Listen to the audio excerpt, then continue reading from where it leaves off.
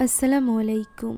অর্থ, সম্পদ, সৌন্দর্য পাওয়ার জন্য ইন্দোনেশিয়ায় এক ভয়ানক কালো জাদুর পথ অবলম্বন করে অনেকেই, যার জন্য বলে দিতে হয় নিজেরই নবজাতক ছেলে সন্তানের। এই রিচুয়াল শুধুমাত্র মেয়েরাই করতে পারে, আর একবার যে মেয়ে এই পথে পা বাড়ায় তার পুরো জীবন হয়ে ওঠে অভিশপ্ত। তার সৌন্দর্য 70 বছর বয়স হওয়া পর্যন্ত কমে না, না সে বৃদ্ধ হয়। এমনকি প্রতিনিয়ত মৃত্যু যন্ত্রণা পাওয়ার পরও মৃত্যু তার কাছে ধরা দেয় না। এর ভুক্তভোগী শুধুমাত্র সেই নয়, বরং তার পরিবারের প্রত্যেককে, যারা হয়তোবা এই কালো জাদুর কোনো কিছুর ভেতরে ছিলই না। এরকমই এক পরিবারকে ঘিরে আজকের এই গল্প। কোনো রকম স্পয়লার না দিয়েই চলুন সরাসরি যাওয়া যাক গল্পে। গল্পের শুরুতে আমরা 1987 সালে একটা পাহাড়ি গুহার দৃশ্য দেখতে পাই, যার ভেতর দিয়ে ঝর্ণার পানি বয়ে যাচ্ছিল। এই ঝর্ণার পানির শব্দের সাথে আমরা একটা বাচ্চার কান্নার শব্দও শুনতে পাই, যে বাচ্চাকে কোলে নিয়ে তার মা হাতে একটা ল্যাম্প নিয়ে এই পাহাড়ি গুহার ভেতরে প্রবেশ করছিল। এই অন্ধকার রাতে এইভাবে বাচ্চা নিয়ে পাহাড়ের ভেতরে থাকা ঝর্ণার কাছে আসার মানে একটাই ছিল, আর সেটা হলো কালো জাদু। আমরা দেখতে পাই একটা পাথরের উপর বাচ্চাটিকে শুইয়ে তার আশেপাশে কালো জাদুর অনেক জিনিসপত্র রেখে দেয় তার মা, আর এরপর সে বাচ্চাটির দিকে তাকিয়ে কাঁদতে থাকে, যেন সে বাচ্চাটির সাথে কিছু একটা করতে চলেছে, যেন বাচ্চাটি এরপর থেকে আর তার কাছে থাকবে না। মূলত সেই বাচ্চাটিকে স্যাক্রিফাইস করতে চলেছিল। তাই তো সে হাতে তুলে নেয় একটা বড় লোহার টুকরো এবং হাতুড়ি, যেটা সেই ছোট্ট বাচ্চাটির বুকের উপর তাক করে মন্ত্র পড়তে আরম্ভ করে। কাঁদতে কাঁদতে সে মন্ত্র পড়ছিল, যেন তার এটা করতে ভীষণ কষ্ট হচ্ছে, তবুও তার কাছে কোনো উপায় নেই। আর এইভাবেই মন্ত্র পড়া শেষ হয়ে গেলে সে ওই হাতুড়ির মাধ্যমে বাচ্চাটিকে সেখানেই মেরে ফেলে। আর এরপর কাঁদতে কাঁদতে নিজের সন্তানের রক্তে রাঙানো তার 2 হাত ধুতে সে চলে যায় ওই ঝিলের পানির কাছে। পানির মধ্যে হাত দিয়ে সে সেখানেই বসে কাঁদছিল। এমন সময় তার পেছনে থাকা মশালগুলো নিভে যায়। সে পিছে ঘুরে তাকায়, অমনি তার হাত ধরে টেনে তাকে কেউ পানিতে ফেলে দেয়। পানি থেকে উঠতেই সে দেখতে পায় তার আশেপাশে মুখোশধারী অনেকগুলো মেয়ে, যারা কিনা উপরের দিকে তাকিয়ে মন্ত্র পড়ছিল এবং নাচছিল। মেয়েটি সেদিকে নজর দিলেই দেখতে পায় সেখানে দাঁড়িয়ে আছে সাদা পোশাক পরা মুখোশধারী এক নারী। সে এখানে ডান্স করতে করতে এগিয়ে আসে ওই মেয়েটির দিকে। তার হাতে ছিল একটা স্বর্ণের সুই, যেটা সে ওই মেয়েটির কপালের ভেতরে গেঁথে দেয়। আর অমনি মেয়েটির চিৎকারের সাথে শেষ হয়ে যায় এই দৃশ্যটি। এই ঘটনা থেকে প্রায় 37 বছর পর বর্তমানের দৃশ্য আমরা দেখতে পাই। বিয়ান এবং হানি নামক দুটো ছোট ছোট বাচ্চারা দৌড়ে স্কুল থেকে আসে তাদের মায়ের কাছে। তাদের মায়ের নাম ছিল তারা। তারার একটা মুদির দোকান ছিল, যেটা সামলে সে নিজের 2 ছেলে মেয়েকে বড় করছিল। এখন স্কুল থেকে আসার পর সে হানিফ এবং বিয়ানকে বলে কাপড় ছেড়ে নিতে, তাদের জন্য সে খাবার রেডি করছে। তখনই সেখানে চলে আসে তারার ছোট ভাই কাদির। মামাকে দেখে হানিফ এবং বিয়ান অনেক বেশি এক্সাইটেড হয়ে পড়ে। তারা কাদিরের সাথে কথা বলছিল, তবে এই ব্যাপারটা তারার খুব একটা ভালো লাগে না। সে তাদেরকে বকা দিয়ে বলে যে দ্রুত গিয়ে কাপড় ছেড়ে নিতে, আর এরপর সে চলে আসে কাদিরের কাছে কিছু টাকা হাতে নিয়ে। এখান থেকে আমরা জানতে পারি যে কাদির মূলত কিছুই করতো না, তারাই তাকে টাকা দিত। তবে এইবার তারা বলে যে এইভাবে সে আর বেশি দিন কাদিরকে টানতে পারবে না। হানিফ এবং বিয়ান বড় হচ্ছে, এখন তাদের কথাই তারাকে বেশি ভাবতে হবে। তখন কাদির বলে যে সে টাকার জন্য এখানে আসেনি, যা শুনে তারা তার কাছ থেকে টাকা নিতে চাচ্ছিল, তবে কাদির ওই টাকাটিও রেখে দেয় এবং বলে যে সে তাদের মায়ের ব্যাপারে কথা বলার জন্য এসেছে, যা শুনে একটু রেগে যায় তারা। তখন কাদির বলে সে নিজে থেকে যোগাযোগ করেনি, ইয়াতি তাকে কল করেছিল। ইয়াতি মূলত তাদের মায়ের দেখাশোনা করে। কাদির জানতে পেরেছে তাদের মা আঙ্গুনের অবস্থা বেশ খারাপ। এই সময় তার 2 সন্তানের তার পাশে থাকা প্রয়োজন, তবে তারা কিছুতেই এতে রাজি হয় না, কারণ সে ওই দিনটার কথা ভোলেনি যখন হানিফ এবং বিয়ানের বয়সে তাদের মা তাদেরকে ঘাড় ধাক্কা দিয়ে বাড়ি থেকে বের করে দিয়েছিল। আর এরপর থেকে 2 ভাই বোনের নিজেদেরকে বাঁচিয়ে রাখার জন্য অনেক স্ট্রাগল করা লেগেছে। তাই তো তারা কোনোদিনও তার মাকে মাফ করতে পারেনি। একথা বলে তারা সেখান থেকে চলে যাচ্ছিল, তখনই কাদির বলে যে তারও তো 2টো সন্তান রয়েছে, তারা যদি কখনো তারার দিক থেকে মুখ ফিরিয়ে নেয় তাহলে তার কেমন লাগবে। এইবারই যদি তাদের মা তাদেরকে ছেড়ে চলে যায় তাহলে তারা কি তার সাথে শেষবার না দেখা করার জন্য নিজেকে কখনোই মাফ করতে পারবে? ফলে তারাও এবার দ্বিধায় পড়ে যায়। তাই তো ওই রাতে কাদিরের সাথে সে নিজের 2 সন্তানকে নিয়ে রওনা হয় তার মায়ের বাড়ির উদ্দেশ্যে। যাওয়ার পথে আমরা কাদিরের ফোনে মেসেজ আসতে দেখতে পাই। তাকে কেউ যেন হুমকি দিয়েছিল লোনের টাকা দ্রুত শোধ করার জন্য, তা না হলে তার প্রাইভেট ইনফরমেশন সে পাবলিক করে দিবে। যে মেসেজ দেখে কাদির অনেকটা ঘাবড়ে যায়। এখন বাড়িতে পৌঁছাতে পৌঁছাতে তাদের পরদিন সকাল হয়ে যায়। নানির বাড়ির সামনে যেতেই বাচ্চা দুটো একেবারেই হতবাক হয়ে যায়। তারা তো কল্পনায়ও ভাবেনি যে তাদের নানির এত বড় বাড়ি আছে। উপরে ব্যালকনি থেকে তাদেরকে দেখে ইয়াতি এবং তাদেরকে দ্রুত ভেতরে আসতে বলে। এরপর সে খুবই এক্সাইটেড হয়ে তাদের 4 জনকে ভেতরে নিয়ে যায়। ভেতরে ঢুকেই বাচ্চা দুটো দৌড়ে চলে যায় তাদের নানির একটা বড় পেন্টিংয়ের সামনে। পেন্টিং দেখে বিয়ান বলতে থাকে যে তাদের নানি তো খুবই সুন্দরী। তখন হানিফ বলে সুন্দরী ছিল, এখন হয়তোবা তাকে দেখতে নানির মতো, অর্থাৎ বৃদ্ধা। এখানে ইয়াতির কাছ থেকে তারা এবং কাদির জানছিল যে তাদের মায়ের অবস্থা কেমন। এমন সময় হঠাৎ করে ঘরের ভেতর থেকে ঝুনঝুনির আওয়াজ শোনা যায়। এরা মূলত তাদের মা অর্থাৎ আঙ্গুনের হাতে থাকা একটা ব্রেসলেটের আওয়াজ ছিল, যাতে প্রয়োজন পড়লে সে ইয়াতিকে ডাকতে পারে। এ কারণেই ইয়াতি তাকে এটা পরিয়ে রেখেছিল। এখন ভেতরে গিয়ে একটা গান ছেড়ে দিতেই আঙ্গুন শান্ত হয়ে যায়। তখনই সকলে আসে আঙ্গুনের সাথে দেখা করতে। অবাক করা বিষয় হলো তারার মা হলেও তাকে দেখতে একদমই মনে হচ্ছিল না যে সে তারার মা। তাকে তো দেখে মনে হচ্ছিল সে তারা এবং কাদিরদের বয়সী, এখনো পর্যন্ত যুবতী। কাদির এখানে তার মা আঙ্গুনের সাথে কথা বলার চেষ্টা করে, যদিও আঙ্গুন কোনো রকম সাড়া দিচ্ছিল না। তখন সে তারার 2 ছেলে মেয়ের সাথে তার পরিচয় করিয়ে দেয়। হানিফ হাত ধরে তার নানিকে সম্মান জানায়। আর এরপর বিয়ানের পালা ছিল। তবে বিয়ান যখন সম্মান জানানোর জন্য তার নানির হাত ধরে, তখন আঙ্গুন তার হাত জোরে চেপে ধরে, যা দেখে বিয়ান অনেকটা ঘাবড়ে যায়। সেই সাথে ঘাবড়ে যায় তারাও। ইয়াতি এসে কোনো মতে আঙ্গুনের হাত থেকে বিয়ানের হাত ছাড়ায় এবং তাকে বলে যে সে জানে সে অনেক বেশি এক্সাইটেড তার নাতি নাতনির সাথে দেখা করার জন্য, তবে এতে করে তারা ভয় পেয়ে যাবে। এখন ওই ঘর থেকে বের হওয়ার সময় হানিফ তার মা তারাকে জিজ্ঞাসা করে যে তাদের নানির বয়স কত হবে। তারা উত্তরে বলে 70 বছরের মতো। প্রতি উত্তরে হানিফ বলে যে তাকে দেখে তো মনেই হয় না, তাকে দেখে মনে হয় সে তারার থেকেও ছোট। এখন কাদির তারার সাথে আলাদাভাবে কথা বলতে চাইছিল। এ কারণে হানিফ এবং বিয়ানকে সে তারার ছোটবেলার ঘর দেখিয়ে দেয়। আর এরপর তারাকে বলে যে তার মনে হচ্ছে তাদের মা আঙ্গুনের সাথে কোনো ঝামেলা আছে, তবে তারা এই ব্যাপারে কোনো কথা বলতে চায় না। সে ক্লান্ত এই কথা বলে সেখান থেকে চলে আসে। এদিকে মায়ের ছোটবেলার ঘরে গিয়ে বিয়ান হানিফকে খুঁজে পায় না। সে তাকে ডাকতে থাকে। এমন সময় আচমকা হানিফ তার সামনে এসে তাকে ভয় দেখায়। হানিফ আসলে এরকমই প্রায় তাকে ভয় দেখাতো। এখন সে সেখানে থাকা একটা রোলিং চেয়ারে গিয়ে বসে পড়ে। মায়ের কাছে জিজ্ঞাসা করে সে জানতে পারে যে এই রোলিং চেয়ারটি তার নানির। তারা রেস্ট করছিল।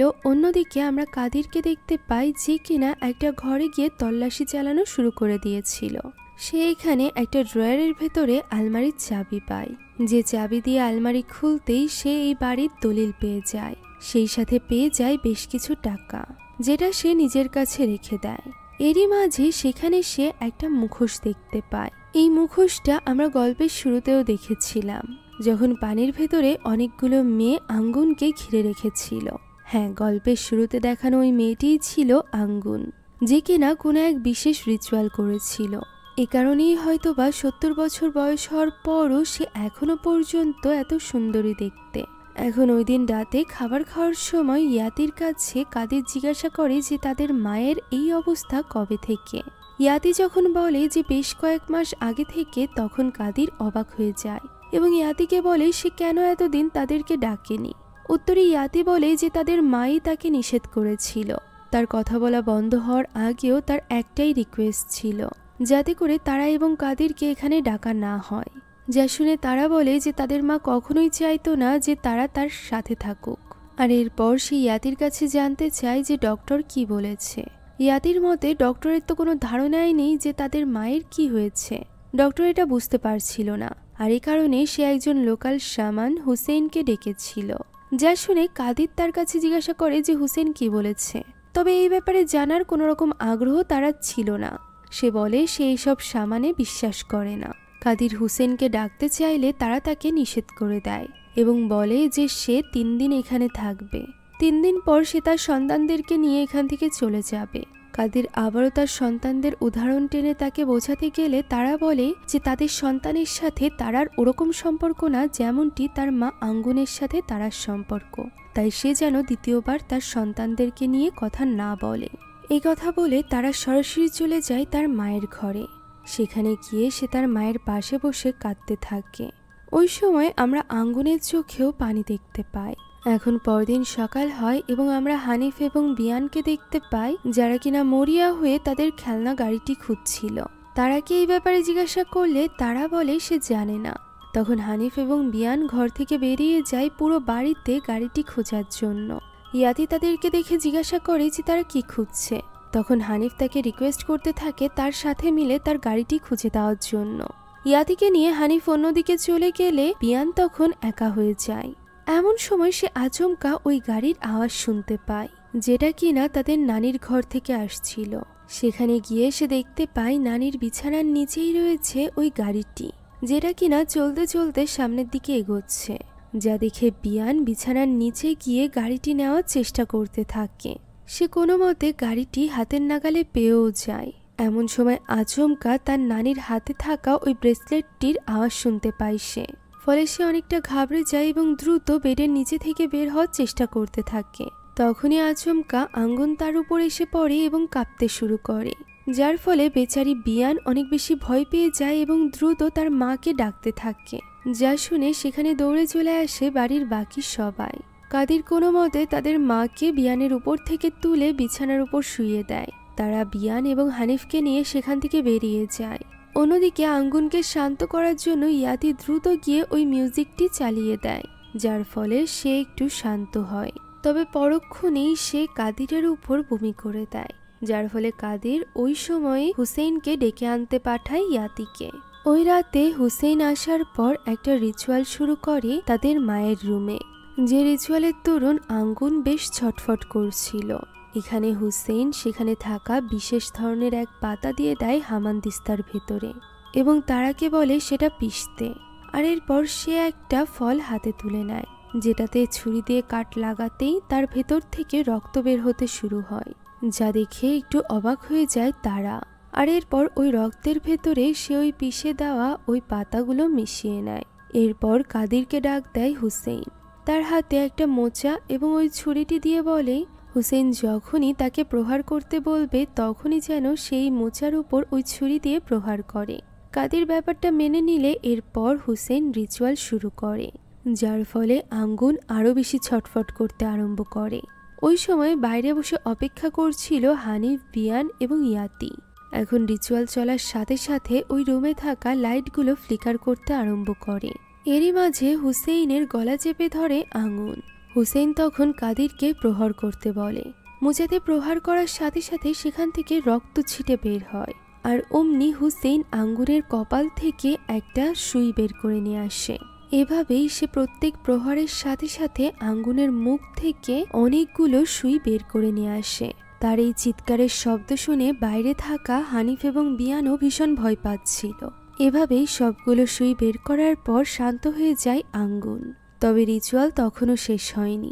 হুসেইন রিচুয়াল করা মাত্রই হঠাৎ করে কাঁপতে শুরু করে সে, আর এরপর আচমকা সর্বশান্ত হয়ে যায়।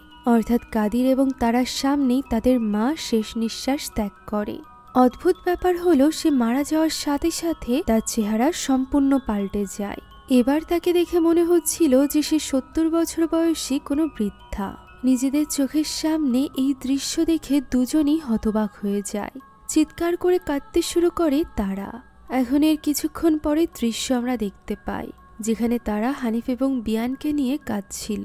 ওই সময় হুসেন কাদিরের সাথে কথা বলছিল।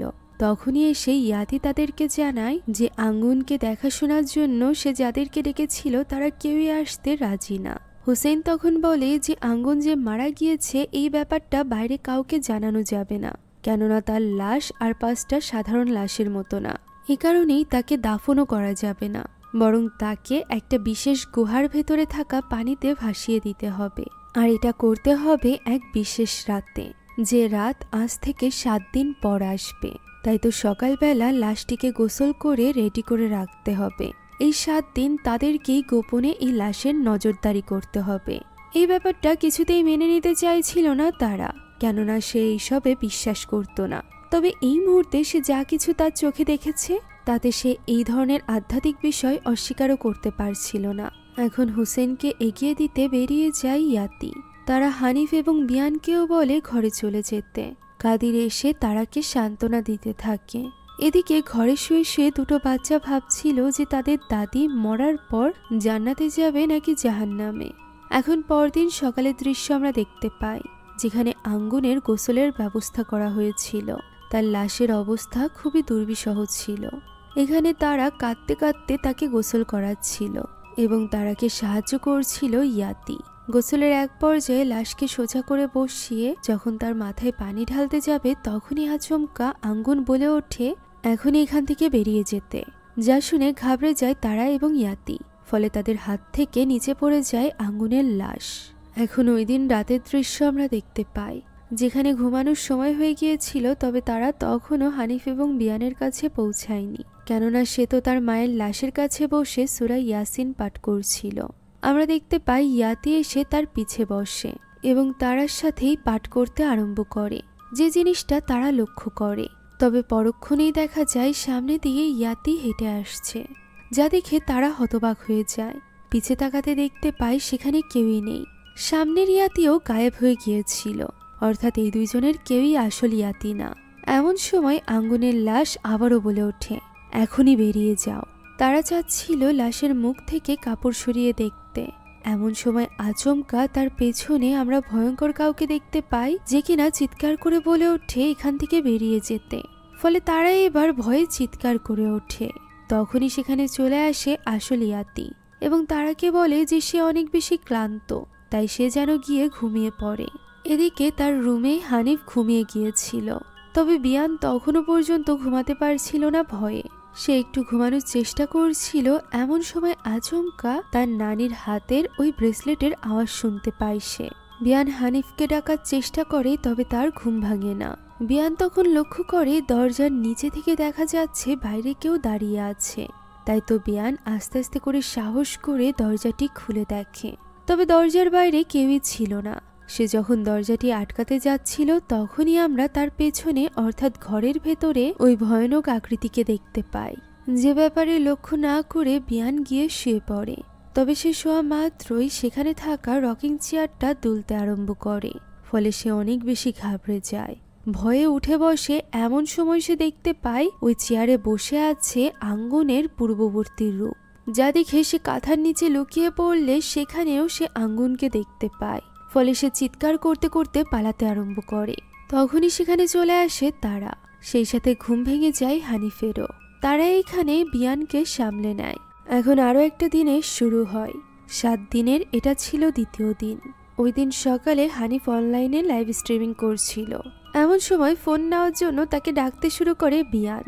বিয়ান তাকে খুঁজছে এটা বুঝতে পেরে হানিফ তার সাথে প্রাঙ্ক করার জন্য লুকিয়ে পড়ে ওই ঘরটিতে, যে ঘরটি থেকে কাদির ওই দিন ওই জিনিসগুলো নিয়েছিল। মূলত এই ঘরেই তাদের নানির সব জিনিসপত্র থাকতো। এদিকে বিয়ান তাকে খুঁজতে খুঁজতে ওই ঘরের দিকেই চলে আসে, যেটা বুঝতে পেরে হানিফ দ্রুত ওই ঘরে থাকা ওই আলমারির ভেতরে গিয়ে লুকিয়ে পড়ে, যে আলমারির ভেতরে কাদির সেদিন ওই মাস্কটি দেখেছিল। সে সেখানেই বসে মিচমিচিয়ে হাসছিল। আচমকা তখন মাস্ক পরিহিত কেউ একজন তার সামনে এসে চিৎকার করে ওঠে, যার ফলে হানিফ ভীষণ ঘাবড়ে যায় এবং দ্রুত ওই আলমারি থেকে বাইরে বেরিয়ে আসে। তখনই সেখানে চলে আসে বিয়ানো। হানিফ তাকে বলতে থাকে ওই আলমারির ভেতরে নিশ্চয়ই কিছু আছে। হানিফকে এইভাবে ঘাবড়ে যেতে দেখে সে আস্তে আস্তে এগিয়ে যায় ওই আলমারির দিকে। তখন হানিফ এই ব্যাপারটার ভিডিও ধারণ করতে আরম্ভ করে। ভয়ে ভয়ে বিয়ান গিয়ে ওই আলমারির ভেতরটা চেক করে, তবে সেখানে তো কেউ বা কিছুই ছিল না, যা দেখে বিয়ান মনে করে হানিফ হয়তো বা আবারও তার সাথে মজা করছে, যে কারণে সে রেগে যায় এবং তার হাত থেকে ফোনটি নিয়ে সেখান থেকে বেরিয়ে যায়। তখনই হানিফ সেখানে থাকা ড্রেসিং টেবিলের নিচে ওই মাস্কটি দেখতে পায় এবং সে সেটি তুলে নেয়। ওই দিন রাতের দৃশ্য দেখা যায় যেখানে কাদিরের কাছে তাকে যে লোন দিয়েছিল তার মেসেজ আসে। সে এখানে কাদিরকে হুমকি দিচ্ছিল, সেই সাথে সময়ের সাথে সাথে সে টাকার পরিমাণও বাড়াচ্ছিল, যার ফলে কাদির অনেকটা চিন্তায় পড়ে যায়। মাত্র 1 সপ্তাহের মধ্যেই এই টাকা তাকে শোধ করতে হবে। এটা ভেবে সে যখন প্রচণ্ড চিন্তা করছিল, ঠিক এমন সময় সে ভেতর থেকে মন্ত্রপাঠের আওয়াজ শুনতে পায়। শুনে মনে হচ্ছিল অনেকগুলো মেয়েরা একসাথে কোনো এক মন্ত্রপাঠ করছে। সে ভেতরে যেতেই অবাক হয়ে যায়। তাদের মায়ের লাশকে ঘিরে বসে আছে অনেকগুলো মেয়ে এবং প্রার্থনার মতো হাত করে মন্ত্র পড়ছে। সকলে একসাথে কাদিরের দিকে তাকিয়ে পড়লে সে ঘাবড়ে যায় এবং দ্রুত লাইট জ্বালাতেই সেখানে থাকা সব মেয়েরা গায়েব হয়ে যায়। এই ঘটনায় কাদির অনেকটা ভয় পেয়ে গিয়েছিল। পরদিন অর্থাৎ 3য় দিনের শুরু হয়। কাদির তারার সাথে মায়ের সম্পত্তির ব্যাপারে কথা বলতে চাইলে তারা রেগে যায়। তাদের মায়ের লাশ এখনো বাড়িতে। সে কিভাবে এমন পরিস্থিতিতে এই কথা বলতে পারে? যা শুনে কাদির রেগে গিয়ে বলে সে তো তাদের মাকে ভালোই বাসত না, তাহলে হঠাৎ করে তার কেন এত দরদ উতলে পড়ছে? এই নিয়ে 2 ভাই বোনের মধ্যে কথা কাটাকাটি হয়ে যায়। অন্যদিকে ওই সময় আমরা দেখতে পাই হানিফকে। সে তার কাছে লুকিয়ে রাখা ওই মাস্কটি বের করে এবং সেটা নিজের মুখে পরে আয়নার সামনে বসে। আয়নার দিকে তাকাতেই সে হতবাক হয়ে যায়, কেননা আয়নার ভেতরে সে নিজের স্থানে তার নানিকে দেখতে পাচ্ছিল। অন্যদিকে বিয়ানকে আমরা দেখতে পাই যে কিনা ওই ঘরের দিকে আসছিল। দরজা খুলতেই সে দেখতে পাই হানিফ ওই রলিং চেয়ারে বসে দোল খাচ্ছে।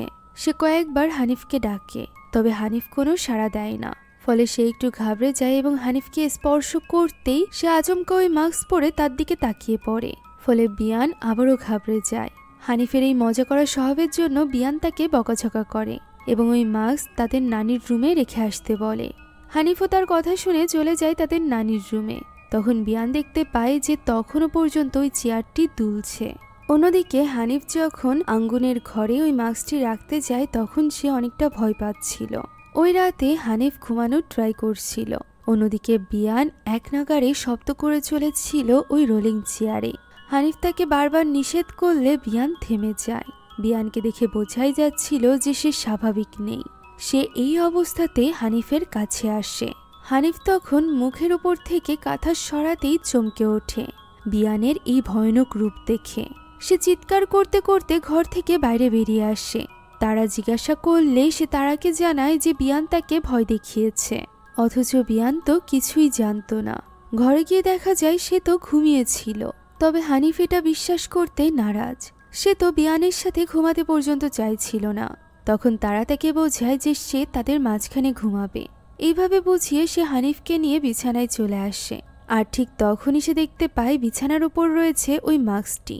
হানিফও বুঝতে পারছিল না যে সে তো এই মাস্কটি রেখে এসেছিল। এটা আবারও এখানে কিভাবে আসলো? রাতের বেলা বিয়ান ঘুমিয়ে পড়লে হানিফ এই ব্যাপারে তারার সাথে কথা বলে যে সে ওই মাস্কটি জায়গায় রেখে এসেছিল। তারা বলে সে ওই জিনিসটা নিয়েছিল কেন? তখন হানিফ বলে সে যখন ওই মাস্কটি প্রথমবারের মতো নিজের মুখে পড়েছিল তখন সে আয়নায় নিজের প্রতিফলনের স্থানে তার নানিকে দেখেছিল, তার নানির যুবতী রূপকে। যা শুনে তারা একটু অবাক হয়।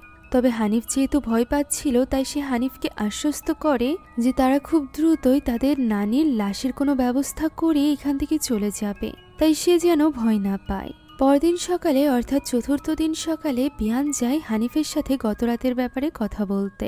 সে হানিফকে প্রমিস করে যে সে হানিফের সাথে থাকবে। হানিফও এখানে তার বোনকে প্রমিস করে। এখন ওই দিন আবার তারার ইয়াতির সাথে শহরে যাওয়ার কথা ছিল যাতে করে তারা টিকিট বুক করতে পারে। তবে তারা দেখতে পায় যে হানিফ এবং বিয়ান ঘুমিয়ে আছে। কাদির এখানে তাদেরকে ডাকতে নিষেধ করে। আজকে আবার টিকিট বুক না করলে তারা টিকিট পাবে কিনা এটাতেও সন্দেহ। 3 দিন পর পর বাস ছাড়ে। আর এ কারণে তারাকে বাধ্য হয়ে ইয়াতির সাথে শহরে যেতে হয় হানিফ এবং বিয়ানকে বাড়িতে রেখে। কাদির তাকে আশ্বস্ত করে যে সে তাদের খেয়াল রাখবে। তারা তাকে বারবার বলে যায় যে যেহেতু তারা বিকালের দিকে বের হচ্ছে তাদের আসতে রাত হবে। রাতে যেন বিয়ান এবং হানিফ একা একা বাড়িতে না থাকে। কাদির তার সামনে হ্যাঁ তো বলে, তবে আমরা দেখতে পাই তারারা বেরিয়ে যাওয়ার সাথে সাথে কাদিরও বেরিয়ে যায়। মাগরিবের আজানে ঘুম ভাঙে বিয়ান এবং হানিফের। এই সময়ে এরকম একটা বড় বাড়িতে যেখানে কিনা একটা লাশ আছে সেখানে নিজেদেরকে একা দেখে অনেক বেশি ঘাবড়ে গিয়েছিল তারা দুজন। আর এই কারণে তারা বাড়ির বাইরে বসে অপেক্ষা করছিল। অন্যদিকে কাদির একটা মেয়ের সাথে আনন্দ ফুর্তি করছিল। এখন অনেকক্ষণ ধরে অপেক্ষা করতে করতে বিয়ানের ওয়াশরুমে যাওয়ার প্রয়োজন হয়। হানিফ তার সাথে যেতে সাহস পাচ্ছিল না, তবুও বোনের জন্য সে ভেতরে যায়। তারা ভেতরে যাওয়া মাত্রই তাদের নানির লাশ উঠে বসে। এখন হানিফের অনেক ভয় লাগছিল, তাই সে বারবার ওয়াশরুমের দরজায় নক করছিল। বিয়ান দরজা খুলতেই সে হতভম্ব হয়ে যায়, কেননা বিয়ানের পেছনে দাঁড়িয়ে ছিল আঙ্গুনের এক ভয়ানক বৃদ্ধা রূপ, যা দেখে বিয়ানও ভয় পেয়ে যায় এবং তারা দুজন দৌড়ে পালাতে শুরু করে। বাড়ি থেকে বের হতেই বাড়ির দরজাটি আপনা আপনি লেগে যায়। ভেতর থেকে কোনো এক কণ্ঠ চিৎকার করে বলে এখান থেকে চলে যেতে। তখনই সেখানে ফিরে আসে তারা এবং ইয়াতি। তারা এখানে কোনোভাবে নিজের দুই ছেলে মেয়েকে সামলায় এবং তাদেরকে নিয়ে ভেতরে যায়। ভেতরে গিয়ে সে দেখতে পায় আঙ্গুনের লাশ তো নিজের জায়গাতেই রয়েছে, যা দেখে হানিফ এবং বিয়ানও হতবাক হয়ে যায়। পরদিন সকালে কাদিরের ঘুম ভাঙে একটা গোরস্থানের কবরের উপর। নিজেকে এইখানে এই অবস্থায় দেখে সে হতবাক হয়ে যায়। দ্রুত সেখানে পড়ে থাকা তার কাপড়গুলো পরে সে দ্রুত বাড়িতে চলে আসে। তারা এখানে তার উপর ভীষণভাবে রেগেছিল। সে নিজের কাজে এতটা লজ্জিত ছিল যে সে তারার চোখের দিকে তাকাতেও পারছিল না। তাই তো সে এবার হানিফ এবং বিয়ানের জন্য যে খেলনা কিনেছিল সেটা নিয়ে তাদের কাছে আসে, তাদের রাগ ভাঙাতে। এই খেলনা দুটো কেনার জন্যই মূলত সেদিন সন্ধ্যায় সে বের হয়েছিল। এখানে বিয়ান তাকে জানায় যে গতকাল রাতে তাদের নানি জেগে উঠেছিল। ব্যাপারটা কাদিরও বিশ্বাস করতে পারছিল না। ওই রাতে মাঝরাতের দিকে তারার ঘুম ভেঙে যায়। সে দেখতে পায় বিয়ান তার কাছে শুয়ে নেই, যা দেখে সে একটু চিন্তিত হয়ে পড়ে এবং ঘর থেকে বের হতেই দেখতে পায় তার মা আঙ্গুনের লাশকে ঘিরে অনেকগুলো মহিলারা বসে আছে, যেন তারা কোনো একটা রিচুয়াল করছে। তাদের সাথেই রয়েছে বিয়ান। মুখোশধারী এই মহিলারা তারার দিকে তাকায় এবং বলতে থাকে সে যেন তার ওয়াদার খেলাপ না করে। মহিলাগুলো কথাটি বারবার বলতে বলতে তারার দিকে এগিয়ে আসে। তারা তখন বিয়ানের কাছে চলে যায়, যার মুখে ছিল ওই মাস্ক। সে ওই মাস্কটি খুলতেই বিয়ান অজ্ঞান হয়ে পড়ে। সেই সাথে অদৃশ্য হয়ে যায় ওই মহিলাগুলো। এই ঘটনায় তারা অনেকটা ঘাবড়ে গিয়েছিল। পরদিন সকালেই সে ওই মাস্কটি পুড়িয়ে ফেলে দেয়। আজ ছিল 6 নম্বর দিন। তারা ঠিক করেছিল আজই সে তার মা আঙ্গুনকে কবর দিয়ে দিবে। যেটা জানার পর কাদের এখানে তারাকে এই ব্যাপারে কনফ্রান্ট করে যে আগামীকাল তাদের মাকে পানিতে ভাসানোর কথা। সে কেন হঠাৎ করে কবর দেওয়ার কথা ভাবছে। তারার মতে এই সব কিছু ঘটছে শুধুমাত্র হুসেইনের জন্য। হুসেন এখানে এসেছে এবং তার কারণেই তাদের মায়ের মৃত্যু ঘটেছে। তাই সে এখন আর কোনো সামান অর্থাৎ হুসেইনের কথা শুনবে না। তার জেদের কাছে এখানে কাদিরও হার মেনে নেয়। তারা ওই দিন ইসলামিক নিয়ম অনুযায়ী আঙ্গুনকে কবর দেয়। সব কার্যক্রম শেষ হওয়ার পর তারা যখন বাড়িতে ফিরে আসে, দরজা খুলতেই ঝাঁকে ঝাঁকে অসংখ্য পোকা বাড়ির ভেতর থেকে বের হতে থাকে। ভেতরে ঢুকতেই তারা উদ্ভট একটা গন্ধ পায়। তবে সবথেকে ভয়ানক এবং অবাক করা বিষয় হলো আঙ্গুনের লাশ ফিরে এসেছিল, যা দেখে তারা চারজনই এত বেশি ঘাবড়ে যায় যে তখনই বাড়ি থেকে দৌড়ে বেরিয়ে যেতে চায়। তবে সামনে দাঁড়িয়ে ছিল এক ভয়ানক আকৃতি, ফলে তারা এই বাড়ি থেকে বাইরেও যেতে পারে না। ওই রাতটা তারা ড্রয়িং রুমেই কাটায়, যেখানে ঘুমের মাঝেই চোখ মেলতেই কাদির নিজের সামনে আঙ্গুনের লাশ দেখতে পায়, যেন সে নিচে আঙ্গুনের লাশের কাছে শুয়ে আছে। এটা দেখে কাদির ঘাবড়ে যায় এবং সেখান থেকে বেরিয়ে যেতে চায়। তখনই তার সামনে চলে আসে সাদা পোশাক পরা, সেই সাথে মাস্ক পরা অদ্ভুত আকৃতি, যা দেখে সে আবারও ভেতরের দিকে দৌড়াতে গেলে তার সামনে আরো একটা ওই একই রকমের আকৃতি চলে আসে। দুই আকৃতি আস্তে আস্তে করে তার দিকে এগোতে থাকে, ফলে সে বুঝতে পারছিল না যে সে কোথায় যাবে। তখনই একটা আকৃতি হাতের ইশারায় তাকে উপর থেকে নিচে ফেলে দেয়। সে সুইমিং পুলের মধ্যে গিয়ে পড়ে। পরদিন সকালে তাকে এইভাবে এখানে ঘুমন্ত অবস্থায় দেখে তারা, হানিফ, বিয়ান, ইয়াতি এবং হুসেইন অবাক হয়ে যায়। মূলত আজ ছিল 7ম দিন, আর এই কারণে হুসেইন এসেছিল যাতে করে তারা আঙ্গুনের লাশকে ওই বিশেষ গুহায় পানির ভেতরে ভাসিয়ে দিতে পারে। এখন তারা সকলে মিলে লাশটিকে নিয়ে পৌঁছে যায় ওই গুহার সামনে। সেখানে প্রবেশের আগে হুসেইন কোনো এক শক্তির কাছ থেকে প্রার্থনা করে পারমিশন নিয়ে নেয়, আর এরপর ভেতরে প্রবেশ করে তারা লাশটির বাঁধন খোলে। হুসেন মন্ত্রপাঠ করতে থাকে এবং কাদির তার কথা মতো এই লাশটিকে পানির ভেতরে ভাসাতে শুরু করে। কিছুটা মন্ত্র পড়ে হুসেইন এখানে কাদিরের কাছে ওই সুইগুলো চায়, যে স্বর্ণের সুইগুলো আঙ্গুনের মুখে গাঁথা ছিল। কাদির তার কাছে থাকা ওই সুইগুলো হুসেইনের হাতে তুলে দেয়, যেগুলো হুসেইন ওই লাশের সাথে রেখে পানিতে ডুবিয়ে দেয়। আর এরপর তারা বাড়িতে ফিরে আসে। তাদের মনে হচ্ছিল সবকিছু হয়তো বা ঠিক হয়ে গিয়েছে, কিন্তু পরক্ষণেই আমরা তারার আশেপাশে ওই আকৃতিকে দেখতে পাই। ফলে আমরা বুঝতে পারি যে সবকিছু এখনো শেষ হয়নি। কাল সকালে চলে যাওয়ার জন্য তারা যখন কাপড় চোপড় গোছাতে যায়, তখন সে নিজের ব্যাগের ভেতরে ওই মাছটি আবারও ফিরে আসতে দেখতে পায়, যেটা সে গতকাল সকালেই পুড়িয়ে ফেলে দিয়েছিল। ফলে সে হতবাক তো হয়ই, সেই সাথে তার মনে পড়ে যায় যে হানিফ তাকে বলেছিল যে এই মাছটি পরার পর আয়নায় আঙ্গুনের প্রতিচ্ছবি দেখেছিল সে। আর এই কারণেই কৌতূহলবশত তারা আয়নার সামনে গিয়ে এই মাছটি নিজের মুখে পরে নেয়। এটা পড়া মাত্রই সে অতীতে চলে যায়, যেন নিজের চোখের সামনে নিজের মায়ের অতীত দেখতে পাচ্ছিল সে। তারা এবং কাদিরের পর তার আরও একটা সন্তান হয়েছিল। তবে আঙ্গন এবং তার স্বামীর আর্থিক অবস্থা এতটাই খারাপ ছিল যে বাচ্চাগুলোকে তারা ঠিকমতো খাবারও দিতে পারছিল না। ফলে আঙ্গুন এবার হার মেনে নেয় এবং কালো জাদুর পথ বেছে নেয়। ওই রাতে ওই বিশেষ গুহার ভেতরে গিয়ে সে ওই রিচুয়াল করে, যার দরুন সে স্যাক্রিফাইস করে নিজের ছোট সন্তানের। এর ফলে সে অপূর্ব সুন্দরী হয়ে যায় এবং একজন ফেমাস ডান্সারে পরিণত হয়। দূর দূরান্ত থেকে লোকজন আসতে থাকে তার নাচ দেখার জন্য, আর এর ফলে তার অনেক টাকাও ইনকাম হয়। তবে সে কিছু সময়ের মধ্যেই এই কালো জাদুর খারাপ দিক বুঝতে শুরু করে, আর এই কারণেই এই সব কিছুর থেকে দূরে রাখার জন্য সেদিন সে তারা এবং কাদিরকে এই বাড়ি থেকে বের করে দিয়েছিল। ছেলে মেয়েকে এইভাবে রাস্তায় বের করে দিয়ে সে নিজেও সুখে ছিল না। তবে তার কাছে আর কোনো উপায় ছিল না, সে তাদেরকে তার অভিশপ্ত জীবনের থেকে দূরে রাখতে চাইছিল। দৃশ্য বর্তমানে ফিরে আসে এবং সব সত্যিটা জানার পর তারা এখানে অনেকটা ইমোশনাল হয়ে পড়ে যে সে সারা জীবন তার মাকে দায়ী করে এসেছে। তবে তার মায়ের কাছে তো কোনো উপায় ছিল না। সে যা কিছু করেছে শুধুমাত্র তাদের ভালোর জন্যই করেছে।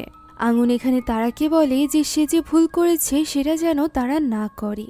সে যেন ওই স্বর্ণের সুই ফেরত দেয়, তা না হলে কাদিরের বলি যাবে এবং ওই সুইয়ের কারণে অভিশপ্ত হয়ে যাবে তারা, ঠিক আঙ্গুনের মতো করে। আর এরপর একই জিনিস ঘটবে হানিফ এবং বিয়ানের সাথেও, যা শুনে তারা এখানে তাকে জিজ্ঞাসা করে যে এটা থামানোর জন্য তাকে কি করতে হবে।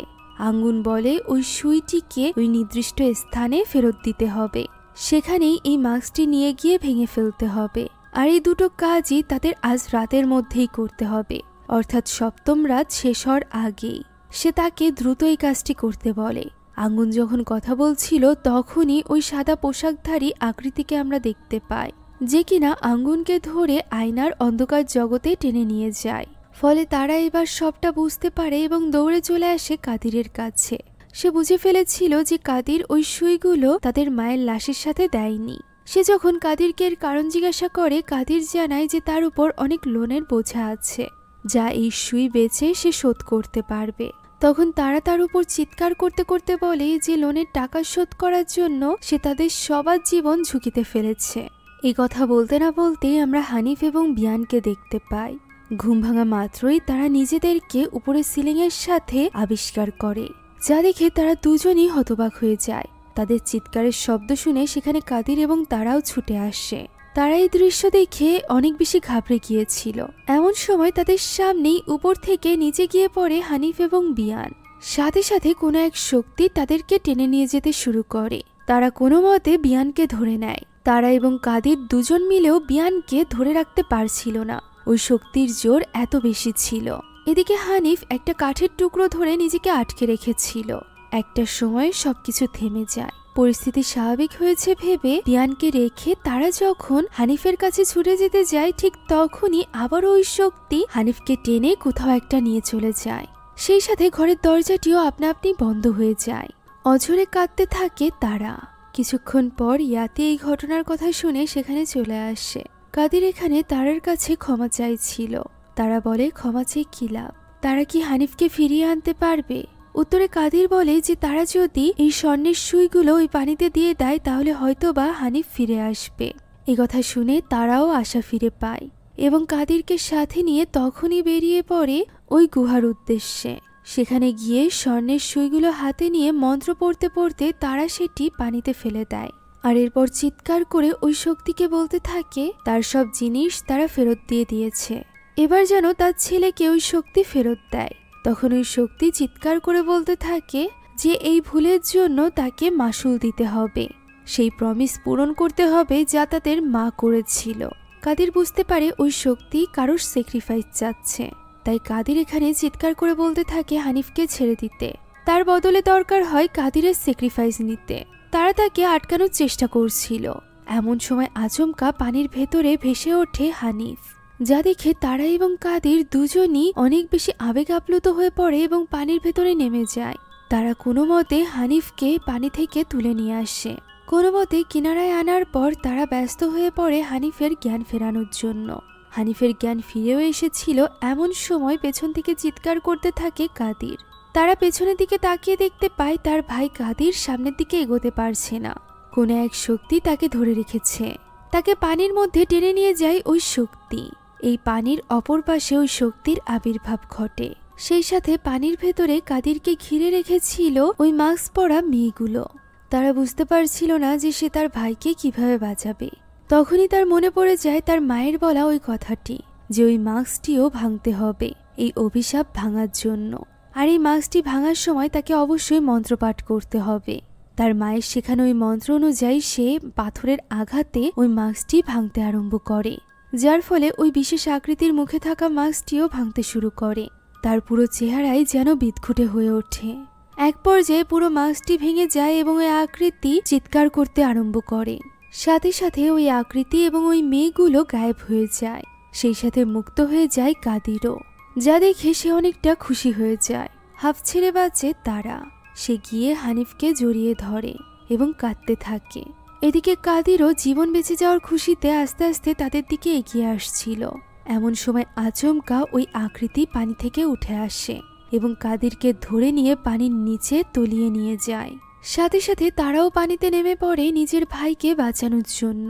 সে আপ্রাণ চেষ্টা করতে থাকে, তবে ততক্ষণে অনেক দেরি হয়ে গিয়েছিল।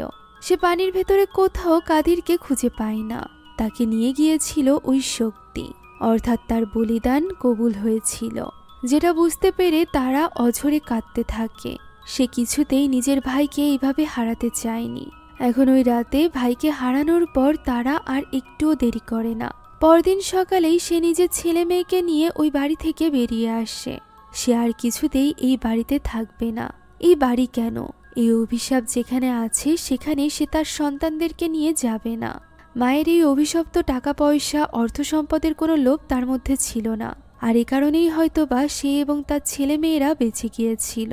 তবে যেহেতু কাদির অনেক বেশি লোভী ছিল, তাই সে ওই শক্তির হাত থেকে বাঁচতে পারেনি। তবে এই শক্তি কি আসলেই শান্ত হয়েছে? আমরা এই ঘটনার বেশ কিছুদিন পরে এক রাতের দৃশ্য দেখতে পাই, যেখানে এই বাড়ির ভেতরে আমরা আবারও ওই শক্তির আবির্ভাব টের পাই। ওই গানের শব্দ আমরা শুনতে পাই, যে গানের তালে আঙুন নাচত। বাড়ির ভেতরে আঙুনের ঘরে আমরা আঙুনের পোশাকধারী ওই শক্তিকে দেখতে পাই, যে কিনা মাস্ক পরে ওই রিচুয়াল পারফর্ম করছিল। এরই সাথে শেষ হয়ে যায় আজকের এই গল্পটি। হতে পারে মৃত্যুর পরও ওই শক্তির হাত থেকে মুক্তি পায়নি আঙুনের আত্মা, আর এই কারণেই এখনো পর্যন্ত সেই বাড়ির ভেতরেই আটক আছে। আপনাদের কি মনে হয় তা কমেন্টে অবশ্যই জানাবেন। সেই সাথে এই গল্পটি ভালো লেগে থাকলে একটা লাইক এবং একটু শেয়ার দিতে ভুলবেন না। আমাদের চ্যানেলে নতুন হয়ে থাকলে please subscribe to our channel. এছাড়া আমাদের সকল ভিডিওর আপডেট পেতে এখনই জয়েন করুন আমাদের হোয়াটসঅ্যাপ চ্যানেলে। লিংক পেয়ে যাবেন ডিসক্রিপশন বক্সে। Thank you so much for watching this video. আল্লাহ হাফেজ।